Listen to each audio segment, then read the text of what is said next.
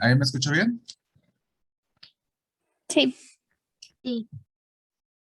Bueno, pues vamos a empezar. El tema de hoy va a ser estudios de laboratorio y gabinete de neurología. Los temas que vamos a abarcar van a ser el examen general de orina, bacteriuria. Dentro de bacteriuria vamos a abarcar urocultivo, los exámenes de función renal y finalmente ecografía. Vamos a empezar con el examen general de orina. Bueno, pues como sabemos, este es de los estudios más importantes y más útiles porque son de los que tenemos más a la mano y de los que mayor información nos brinda acerca de un paciente. Con el examen de general de orina y una buena interpretación, podemos encontrar diversas patologías y orientarnos hacia el diagnóstico de alguna entidad. ¿Cuál es la metodología que vamos a seguir? La metodología del examen general de orina va a constar de 3 pasos, que es la obtención, el examen macroscópico y el examen microscópico.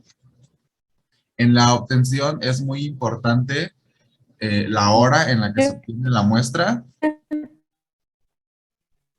¿Cómo, perdón?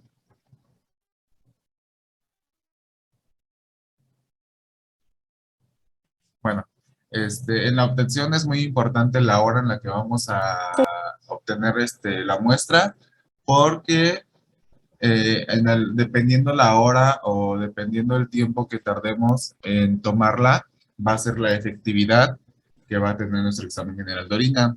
Casi siempre se prefiere la primera micción del día.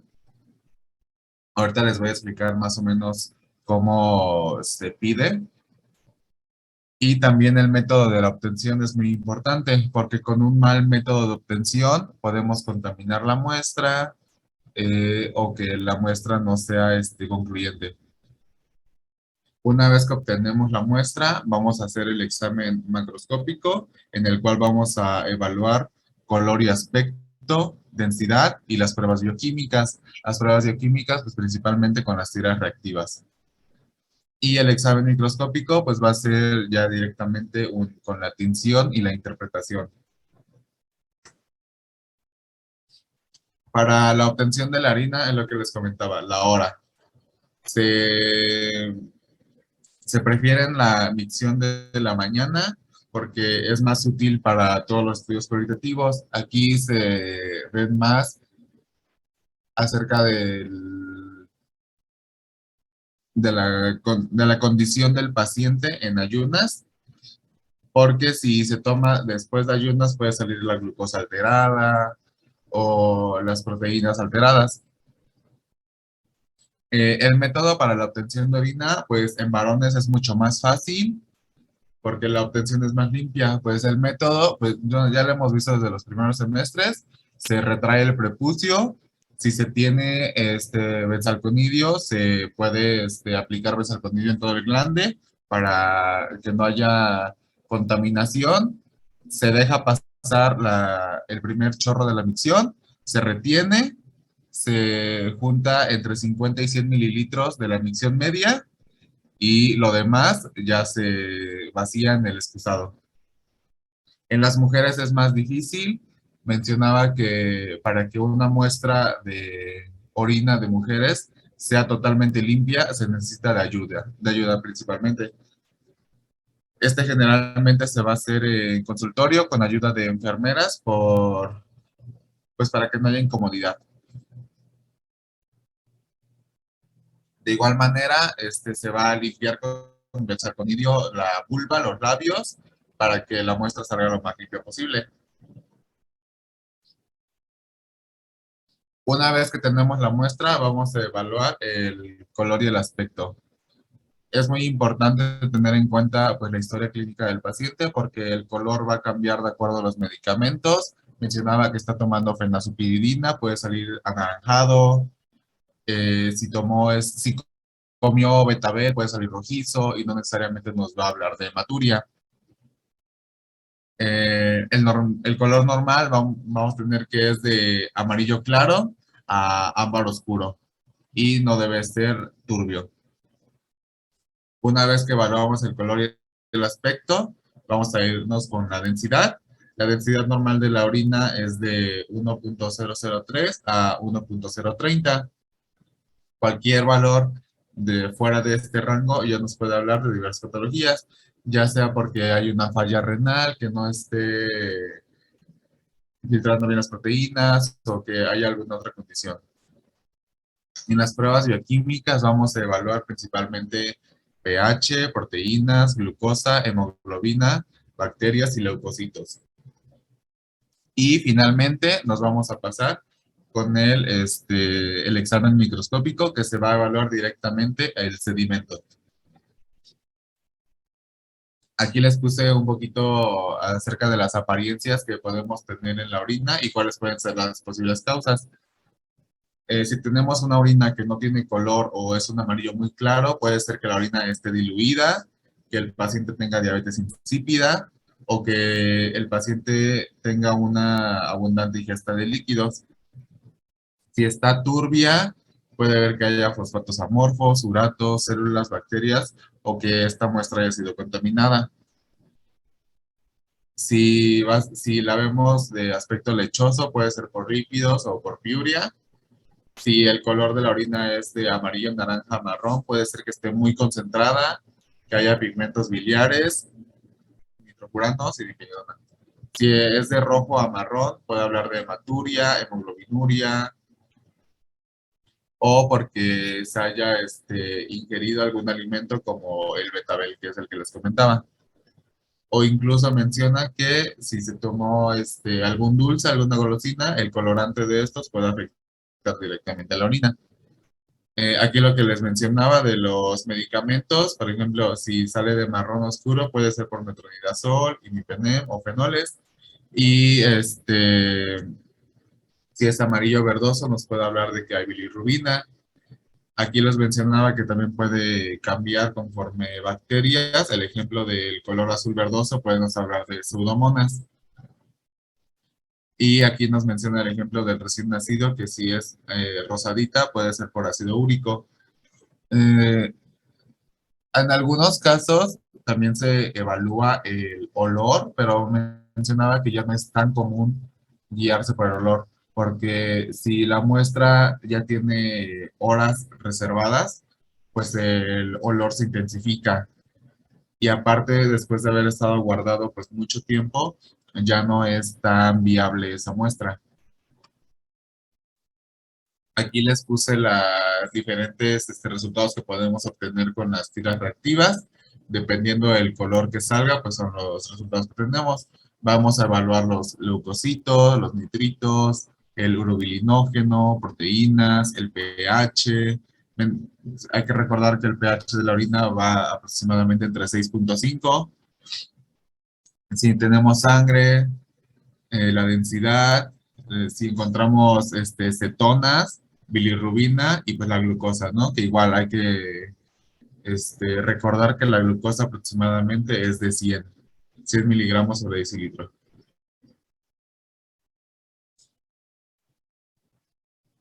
Pasando con el examen microscópico, vamos a tener tres partes, por así decirlo, que es la obtención de la sedimentación, la tinción y la interpretación. La sedimentación que generalmente se va a obtener por centrífuga. Aproximadamente 10 mililitros de la muestra de orina se van a llevar a la centrífuga a 2000 revoluciones por minuto durante 5 minutos. Una vez que sale de la centrífuga, la vamos a decantar y vamos a quedarnos únicamente con el sedimento. Al sedimento lo vamos a proceder a teñir, vamos a aplicar una técnica de tinción. Mencionaba que la tinción de Gram o teñirlo con azul de metileno es muy parecido. La única diferencia con la tinción de Gram es que nos puede ayudar a diferenciar Neisseria gonorrhoeae. Entonces, si no se tiene la tinción de Gram por tiempo, porque pues, es más tardado, es más laborioso, podemos optar por el azul de metileno. Y pues en la interpretación, pues ya lo vamos a ver directamente sobre el microscopio. Tenemos que encontrar, bueno, podemos encontrar bacterias, leucocitos, eritrocitos, células, ya sea epiteliales o espermatozoides o de cualquier tipo de célula. E incluso vamos a poder encontrar cilindros, dependiendo igual también la alimentación o la condición del paciente. Aquí les paso unas imágenes de cómo se pueden ver en microscopio. Podemos ver las células epiteliales. A ver.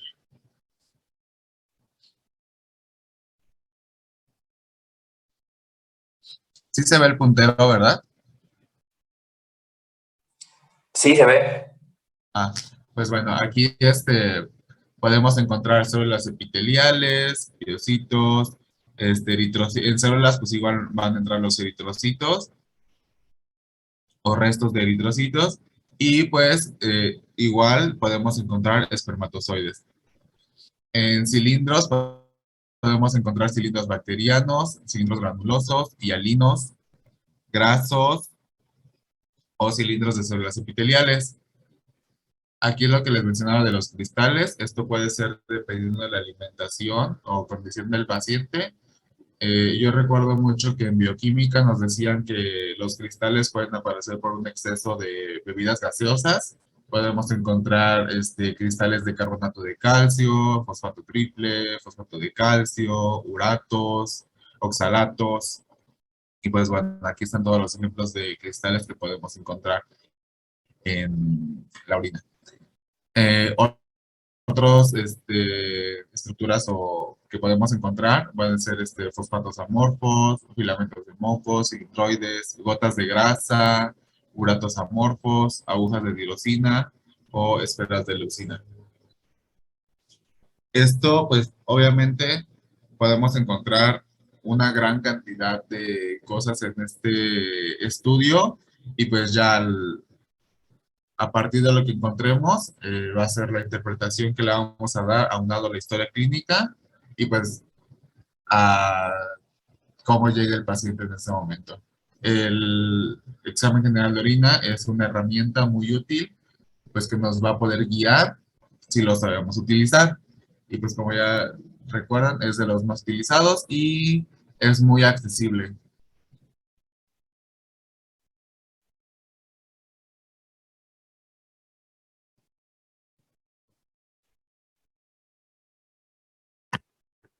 Bueno, en cuanto al urocultivo, vamos a tener que es el patrón de oro, pues diagnóstico microbiológico de las ITUS y pues nos va a permitir aislar los microorganismos causantes y realizar una sensibilidad para dirigir el tratamiento, es decir, un antibiograma.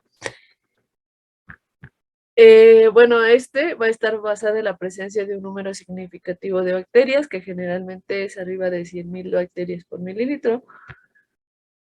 Y los resultados de orina no son necesarios pues para el manejo clínico correcto de los pacientes. Aquí este estudio va a estar indicado en pacientes que tengan ITUS complicadas, debido a que pues las no complicadas se resuelven regularmente a los pocos días, perdón, con tratamiento empírico. Esto pues en la mayoría de los casos y por lo tanto pues no es necesario realizar un urocultivo. La que sigue, Mix, por favor. Bueno, en cuanto a las formas de obtener la muestra, tenemos varias, como puede ser por micción media, por sondaje vesical, por punción suprapúbica, en niños puede ser mediante bolsas colectoras, también puede ser en pacientes que tengan un sondaje permanente, incluso se puede obtener la muestra de una nefrostomía. La que sigue, Mix, por favor.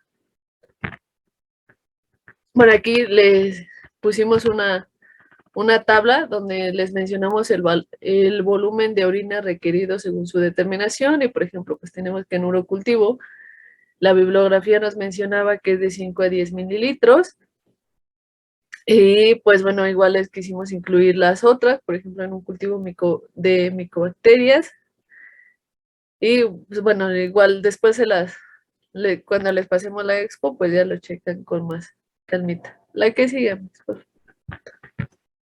Bueno, en cuanto a las indicaciones Pues como les había mencionado, no se recomienda la realización de urocultivo en infección del tracto urinario que no sea complicada, pues ya que su etiología y pues su patrón de sensibilidad pues son como más frecuentes y son más fáciles de predecir.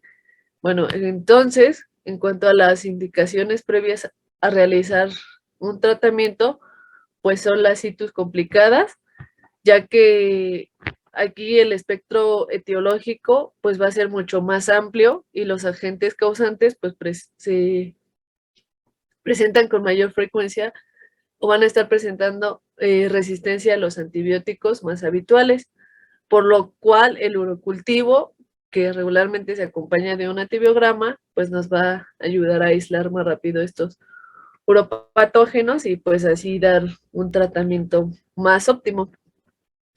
De igual forma, se requiere realizar urocultivo pretratamiento en infecciones no complicadas con sintomatología no clara, en itus recurrentes, en pielonefritis y pues para el diagnóstico también de una bacteriuria asintomática, pues esto que en pacientes que tengan factores de riesgo, como pueden ser las embarazadas, en pacientes que se someten a una cirugía urológica, en la que pues los pueda producir algún sangrado de la mucosa. Y bueno, aquí es importante mencionarles que una vez terminado el tratamiento, se debe solicitar un urocultivo si los síntomas persisten o recurren precozmente. En general, no se recomienda realizar urocultivo de control a pacientes que queden asintomáticos después del tratamiento, a excepción, pues, como les decía, de la bacteriuria, sobre todo en el embarazo. Aquí sí podría ser. Esto pues nos va a servir solamente como para comprobar que ya se haya dado la curación, por así decirlo. Y pues también podría ser en pacientes de alto riesgo de daño renal. Esto es 1 a 2 semanas después de que hayan terminado el tratamiento. La que sigue. Ahí, bueno, les pusimos un resumen de las recomendaciones en cuanto a la interpretación del urocultivo. Y pues, por ejemplo, cuando es punción suprapúbica, citoscopía o alguna punción renal, pues se requiere un recuento, o bueno, cualquier recuento va a ser significativo, a excepción de la microbiota saprófita, que son los hongos y pues nos pueden estar indicando, no sé, alguna contaminación. O por micción espontánea, que esta va a estar variando entre hombres y mujeres. Las mujeres por lo regular requieren menos cantidad de unidades formadoras de colonia. Y pues a comparación de los hombres, como pues se puede ver en la tabla. Y es importante también aquí pues tener en cuenta los síntomas y algún otro dato de laboratorio, como los cilindros leucocitarios, no sé, alguna tinción de Gram, etcétera. La otra, Mix, por favor.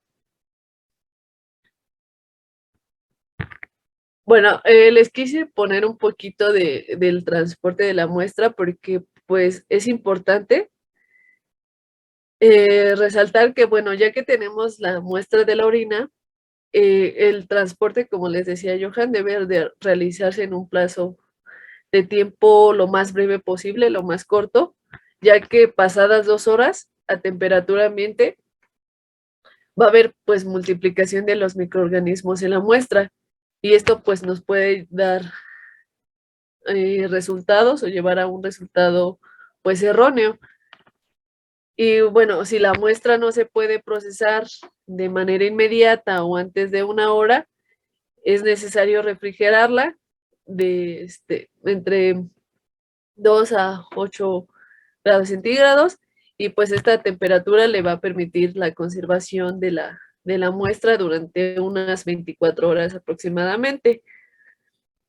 El método más utilizado para evitar este sobrecrecimiento bacteriano, pues es el empleo de contenedores que van a tener antisépticos débiles, como el ácido bórico o el formiato de sodio, que pues este último es el más empleado.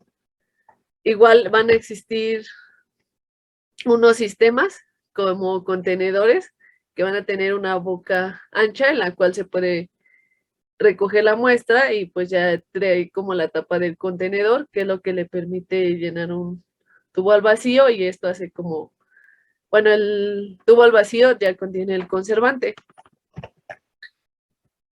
Y bueno, el ácido bórico, aparte de tener su efecto bacteriostático, también nos puede prevenir pues la destrucción de leucocitos durante el transporte y la conservación de la muestra de orina. Por eso son como los más empleados. Ahora sí, la que sigue, Amix, por favor.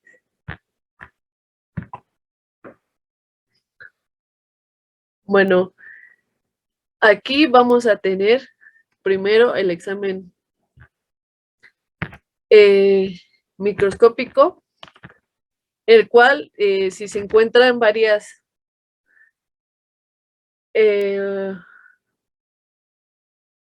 pues sí, varias bacterias por un campo. Esta vez cuando se hace la aspiración suprapúbica o un sondeo en una mujer, en una muestra de varones limpias, a la mitad de una micción, pues nos puede dar un diagnóstico provisional de alguna infección bacteriana y nos puede llevar a que se inicie el tratamiento Si se encuentra empírico. una sola colonia por aspiración suprapúbica, eso es positivo. No nos puede. Es positivo y esa muestra identifica una infección de vías urinarias. ¿Vas a dar los parámetros o los criterios para considerar positivo la muestra de un cultivo de orina, dependiendo de la toma de la muestra?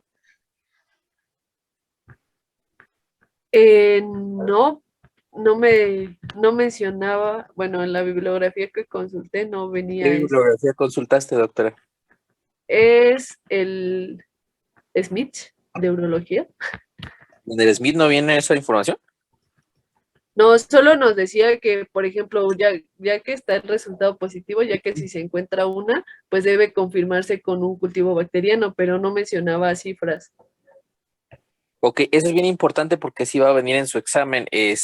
Mañana o en el siguiente tema, por favor, lo agregan nada más así como una acotación, porque eso va a venir en su examen. Eso es de lo más crucial en exámenes de laboratorio. ¿Vale? Continúa.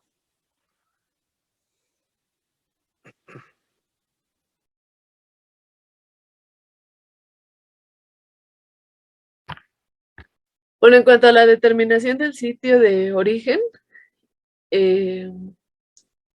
bueno, si el paciente va a padecer una infección de vías urinarias, pero pues no se conoce el sitio, pueden practicarse en diferentes pruebas para bacterias que van a estar recubiertas con anticuerpo. Y esta prueba pues puede ser útil para localizar, como les decía, el sitio de origen. Y las muestras pues regularmente se obtienen por separado de la vejiga y de ambos uréteres.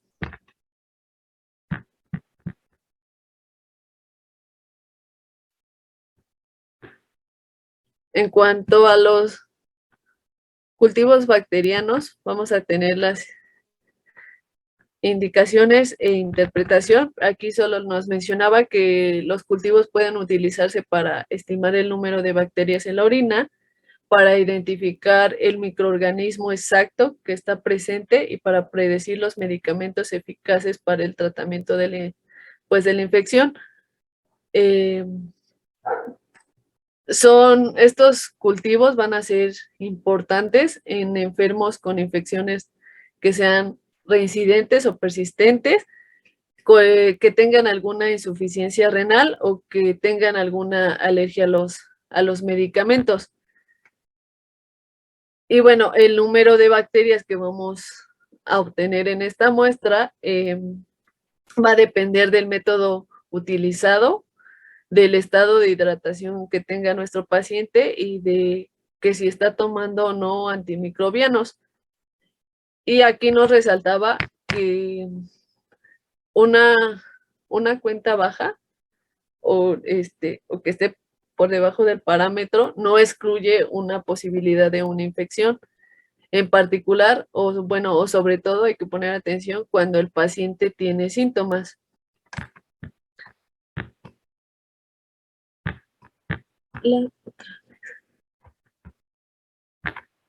Bueno, en cuanto a las pruebas rápidas, esto es en general en pacientes que tienen infecciones de vías urinarias, pero van a estar hospitalizados o muy graves.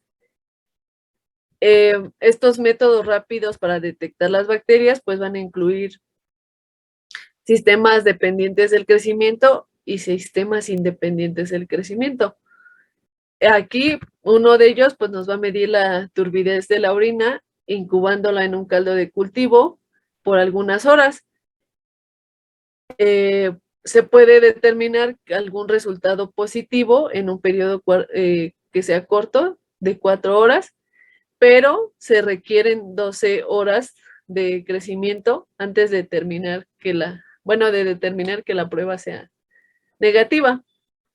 Otro sistema dependiente se basa pues en la medición de la conducción eléctrica, pero pues decía que no es muy utilizado porque pues tiene un alto índice de resultados negativos falsos. Igual aquí nos mencionaba una prueba de esterasa, que esta va a estar diseñada para detectar piuria, y una prueba también de reductasa de nitrato, que esta va a depender pues de la presencia de bacterias en la orina. Y bueno, en cuanto a las pruebas de detección independientes, estas pues van a ser un sistema automatizado. Y aquí nos mencionaba, por ejemplo, a la microscopía con tinción de acridina naranja, que nos va a ayudar o es muy sensible para identificar infecciones de vías urinarias, pero también tiene un alto índice de resultados negativos falsos y pues decía que es una prueba costosa. También existe otra prueba en la que se atrapa a los leucocitos y bacterias en un filtro, entonces se aplica una tinción al filtro y el cambio de color pues nos podría indicar que existe una infección. La que sigue. Y bueno, en cuanto a los cultivos por tuberculosis, decía que los frotis de orina teñidos para bacilos ácidos resistentes pueden proporcionar pues pruebas de apoyo para el diagnóstico de tuberculosis renal. Pero es importante que si se sospecha de este padecimiento o hay indicios, hay que practicar más cultivos para confirmar pues la presencia del micobacterio y poder determinar su especie. La que sigue.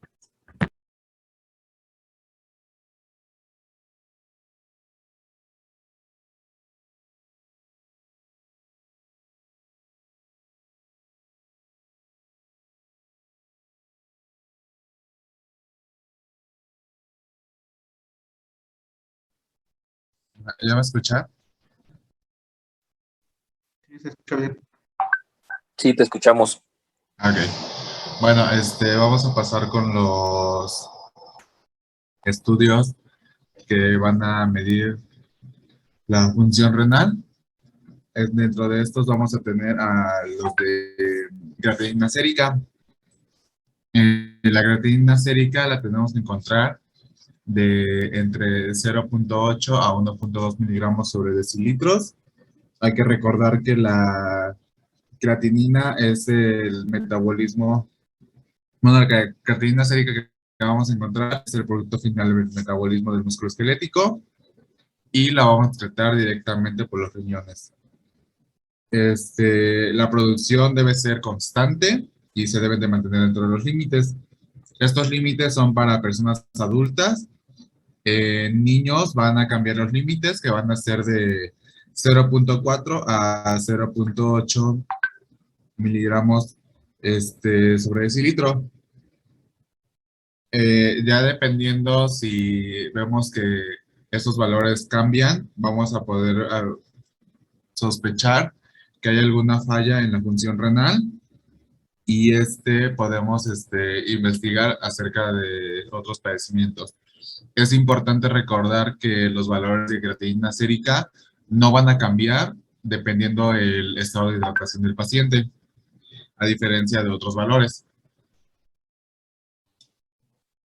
Vamos a tener la depuración de creatinina endógena. Aquí le vamos a utilizar una formulita, que es la que les puse aquí, que la depuración va a ser igual a la creatinina que encontramos en la orina por los mililitros de orina depurada al minuto en 24 horas.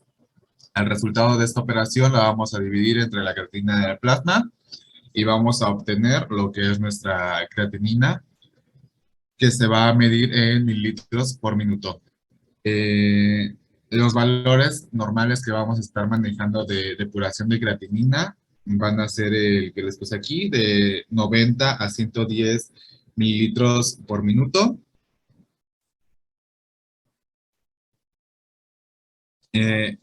Igual mencionaba que podemos calcular la depuración de creatinina endógena entre individuos dependiendo de su masa muscular. Pero ya para hacer con masa muscular se debería de emplear esta operación que ya les puse aquí, multiplicando la talla del paciente al cuadrado entre el área de la superficie. Esta más que nada se va a utilizar en casos muy específicos y nosotros, bueno, yo encontré que es más común que solo usemos la depuración de creatinina endógena con esta formulita que les puse aquí.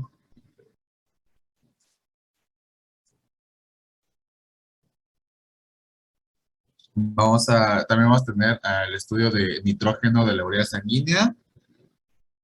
Hay que recordar que la urea es el principal metabolito en el catabolismo de las proteínas. Esta se va a excretar casi completamente por riñones. Y igual nos va a hablar acerca de la filtración glomerular que existe. Aquí vamos a tener el resultado en conforme relaciones. A diferencia de la creatinina sérica, el nitrógeno en la urea sí puede cambiar dependiendo del estado de hidratación en el paciente. Suponiendo que nosotros tenemos un paciente hidratado normalmente, vamos a encontrar una